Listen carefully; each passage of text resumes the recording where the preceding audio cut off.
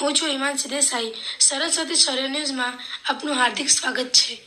બજેટમાં આરોગ્ય સુરક્ષામાં રાજ્ય સરકારની ઐતિહાસિક જોગવાઈ. પીએમજયથી પાટણ જિલ્લામાં હજારો પરિવારોને જીવન રક્ષક સહારો.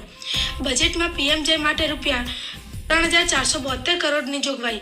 પાટણ જિલ્લાને મળશે સીધો લાભ. જિલ્લામાં 1.47 લાખ ક્લેમ પૂર્ણ.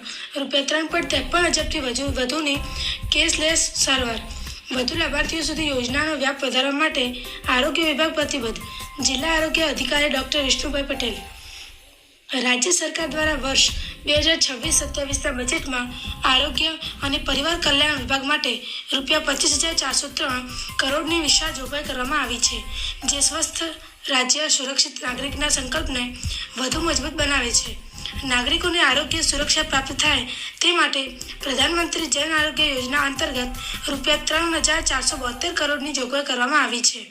આ મહત્વપૂર્ણ પહેલનો સીધો લાભ પાટણ જિલ્લાના નાગરિકોને પણ મળી રહ્યો છે.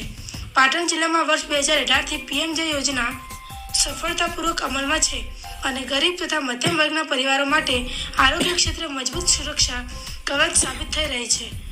જિલ્લા પંચાયત પાટણની આરોગ્ય શાખા દ્વારા અસરકારક અમલીકરણના પરિણામે તારીખ 31/12/2025ની સ્થિતિએ જિલ્લામાં પીએમજય યોજનાના લાભાર્થીઓ દ્વારા 30,973 ક્લેમ કરવામાં આવ્યા છે, જે અંતર્ગત રૂપિયા 63,16,85,198ની કેશલેસ સારવાર લાભાર્થીઓને ઉપલબ્ધ કરાવવામાં આવી છે.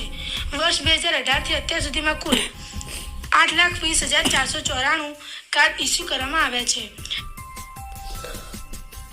હું ડૉક્ટર વિષ્ણુ પટેલ, મુખ્ય જિલ્લા આરોગ્ય અધિકારી, જિલ્લા પંચાયત પાટણ.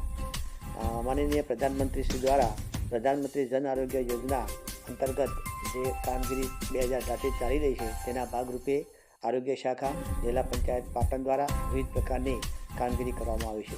ટૂંકમાં આ યોજના જે ગરીબ લોકોને જે મની પોકેટ બચાવે અને સારામાં સારી હોસ્પિટલ, જે ગરીબ લોકો છે એમને પણ એક જે સારામાં સારી કેટેગરીવાળી હોસ્પિટલ હોય ત્યાં પણ સારવાર મળે, એ હેતુથી આ યોજના આપણે સરસ કામ કરી રહી છે અને લોકોને પણ સારો પ્રતિસાદ મળી રહ્યો છે. વધુ લોકોને લાભ મળે એ તો આયોજન કર્યું છે અને અમે અમારું તંત્ર ગ્રાસરૂટ લેવલ સુધી આ યોજનાનો વ્યાપક લાભ મળે એ માટે કટિબદ્ધ છે.